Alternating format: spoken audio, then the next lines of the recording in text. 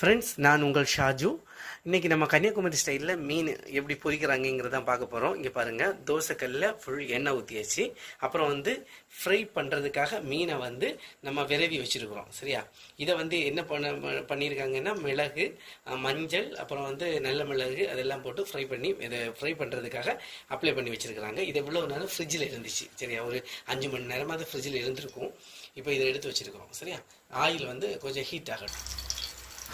Friends, இப்போ மீன் நம்ம ஒவ்வொரு துண்டாக போடுறோம். ஆக்சுவலாக இந்த ஃபிஷ் நம்ம எங்கேருந்து வாங்கினோம் அப்படின்னா, சுங்கங்கடையில் அந்த ஆற்றுல பிடிக்கக்கூடிய ஃப்ரெஷ் மீன் தான் நம்ம வாங்குறது. அன்றைக்கி பார்த்திங்கன்னா முழு மீனாக வாங்கியிருந்தோம். இதை நம்ம கட் பண்ணி வாங்கியிருந்தது. ஸோ இப்போ பாருங்கள், எல்லாமே போட்டுட்டோம். நெக்ஸ்ட் பார்த்திங்கன்னா இதை திருப்பி போட்டாச்சு. இது போட்டு இப்போ எப்படி இருக்குது, இந்த பிளாக்கிஷ் கலரில் வந்துருச்சா? ஸோ இதுதான் எங்களோட இந்த மீனை பொரிச்சவங்கன்னா இந்த மாதிரி கலரில் வந்தால்